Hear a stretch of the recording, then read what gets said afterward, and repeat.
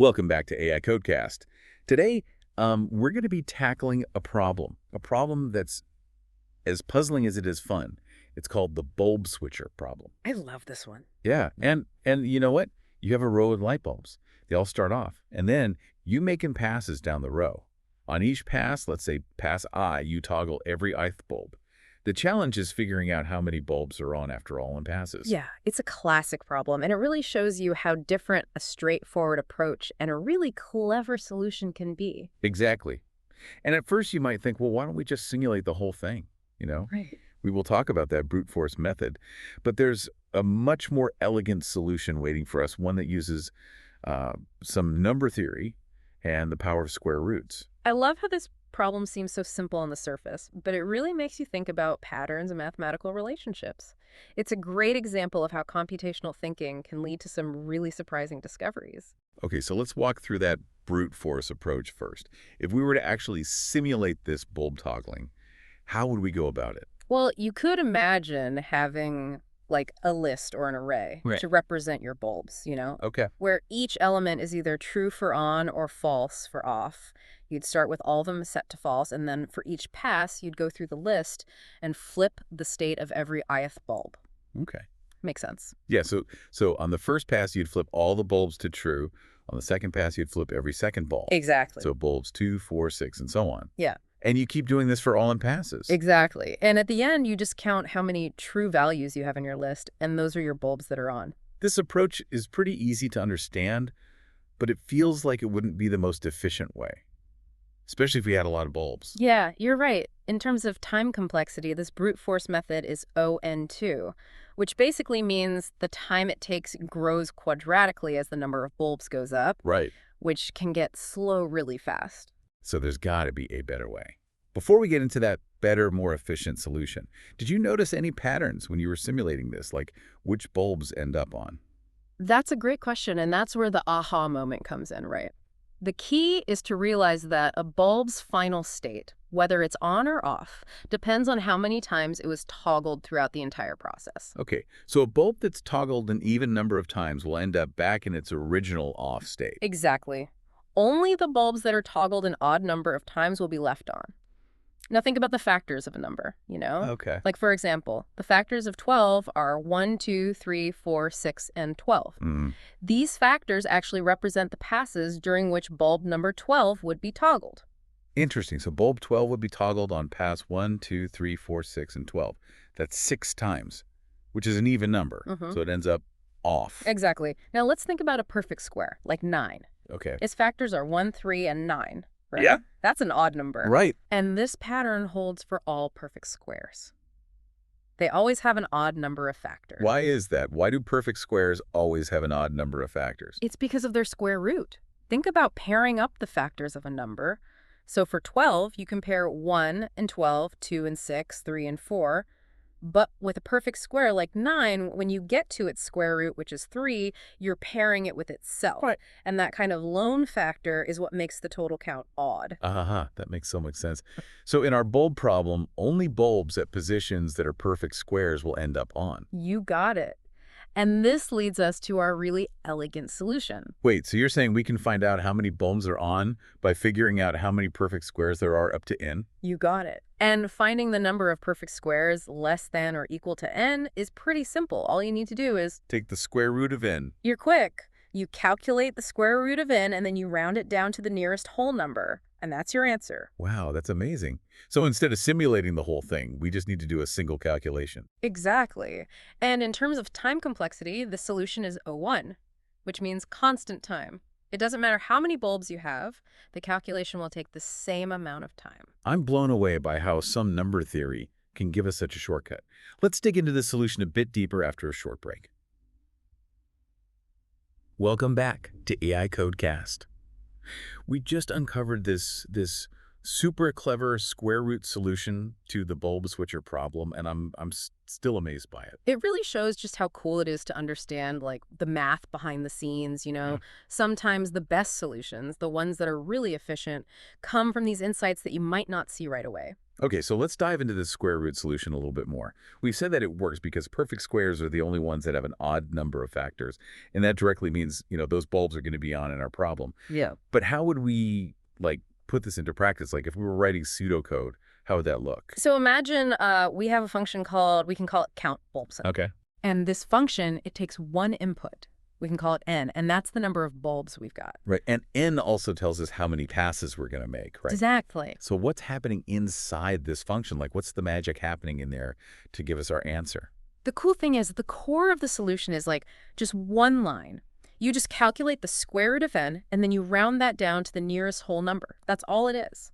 That number tells us how many perfect squares there are that are less than or equal to n, and that's how many bulbs will be on. So if we were writing this out, it would be something like calculate square root of n and then round down the result. That's super simple. Right. It's Yeah. pretty amazing. Yeah. And of course, in actual code, you'd be using like specific functions or operations, depending on what language you're using, to actually do the square root and the rounding. But the logic is really that straightforward. Okay, so we've got our square root solution down. It's elegant, it's simple, but I think it's important to compare it to that brute force approach we talked about before, right? Uh-huh. Can you remind us what the big differences are, like how they work, how efficient they are, that kind of thing? Sure. So the brute force way is all about simulating each step, like actually going through each pass of the bulb switching. We make a list for our bulbs, we start them all off, and then we go through the list for every single pass, flipping the bulbs as we go. Yeah, so it's like we're actually mimicking the whole process in the code itself, Right. right? Exactly. Which, it's kind of intuitive, I guess, but it also seems like it could be really tedious, especially if we start dealing with a lot of bulbs. Exactly. And that's where we get into the idea of, time complexity, right? The brute force method has a time complexity of what we call ON2, which means the time it takes to run that code is going to grow proportionally to the square of how many bulbs we have. Right. So if you have just 10 bulbs, it might not take too long. But if you have 10,000 bulbs, Wow. it's going to take way longer, Yeah. like a lot longer. So this square root solution, it really is like a shortcut then. Exactly. We don't have to simulate everything. Yeah. We just do one calculation. Uh-huh. We take the square root of n, and we have our answer. You got it. And Yeah. because that calculation, it always takes the same amount of time, no matter how many bulbs we have. Yeah. That means it has a time complexity of what we call O1, which is constant time. Right. It's like super efficient. This really shows why understanding these algorithms and their complexity is so important. Like you said, it could mean the difference between something that takes a few seconds to run and something that takes hours or days. Right. So what if we, change things up a bit? What if we started with all the bulbs on instead of off? Would these solutions still work? That's a great question. It's always good to play around with these problems and see if what we learned still applies. Let's look into that and some other interesting variations after we take a quick break. Welcome back to AI.Code.Cast. I'm really curious to keep exploring these bulb switching variations. It's amazing how a small change to the problem can make us completely rethink the solution. It really makes you question your assumptions. We're just switching from starting with off bulbs to on bulbs, but that little chain has some big effects on how we solve it. Exactly. So let's jump right in. If we start with all the bulbs on, does that square root solution still work, the one we spent all that time talking about? Well, let's go back to that core logic behind the square root solution. A bulb is only going to be on at the end if it's been toggled an odd number of times, right? When we started with off bulbs, that worked perfectly because, well, perfect squares have that odd number of factors. But now, if we start with on bulbs, a bulb at a perfect square position, if that gets toggled an odd number of times, it would end up off, wouldn't it? You got it. That's the key point here. Now it's the non-perfect squares that are going to end up on because they're the ones that get toggled an even number of times, bringing them back to their original on state. So to solve this new version of the problem, we need to find how many non-perfect squares are less than or equal to n. Is there a clever way to do that? Well, think about it. We know how to quickly find the number of perfect squares, right? Right, that was the square root of n rounded down. Exactly. So if we just take that number of perfect squares and subtract it from the total number of bulbs, which is n, We'd get the number of non-perfect squares. exactly. It's like the opposite of what we did before. So our new solution for this version would be n in t, math.sqrtn. That's so neat. We just made a small change and adapted to this new setup. It really shows how important it is to really understand why a solution works, not just the steps. Couldn't have said it better myself. It's about understanding the principles behind the solution so you can apply them in different ways. Okay, ready for one more twist. What if, instead of toggling every ith bulb on the ith pass, we toggle every bulb whose position is, well, a multiple of ith? So like on the first pass, we toggle all the bulbs. Second pass, we toggle bulbs 2, 4, 6, and so on. Hmm. How would that change things? Let's think about that brute force way again, the simulation.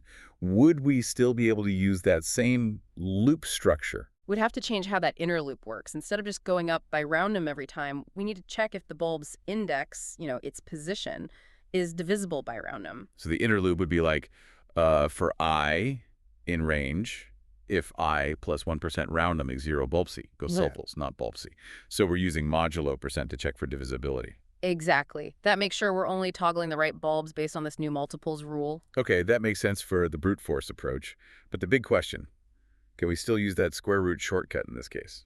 This is where things get tricky. That whole relationship between perfect squares and the final state of the bulb, it doesn't really work anymore. Yeah, I think I see why. Now, just because a bulb is at a perfect square position, it doesn't mean it's going to be toggled an odd number of times. Like bulb number 9, it would be toggled on rounds 1, 3, and 9. That's odd. But bulb number 4 would be toggled on rounds 1, 2, and 4. Also odd. Right, that pattern we relied on before, it's broken down. That link between perfect squares and the final bulb state isn't so clear anymore in this version. So it sounds like, for this one, the brute force method, even though it might be slower, is probably the way to go. Yeah, I think you're right. There are times when a more straightforward way, even if it's a bit more computationally expensive, is just the best option. It's a good reminder that there isn't one perfect solution in the world of algorithms. Sometimes good old-fashioned brute force is the right tool for the job. Absolutely. It's all about understanding the problem, looking at what tools we have, and picking the best approach. And sometimes that means, well, embracing a little bit of brute force. This has been a great deep dive into the bulb switcher problem. We started with what seemed like a pretty simple problem, found a really elegant solution, and then even explored these interesting variations. We've seen how powerful algorithms can be, the beauty of those mathematical connections, and how important it is to be flexible in our problem solving. Sometimes the best solution isn't obvious, and sometimes, well, brute force is all we need. Thank you for joining us on AI.Code.Cast for this fascinating exploration. We hope you learned something new and that you're inspired to keep those coding brains engaged. We'll see you next time on our next deep dive into the amazing world of algorithms.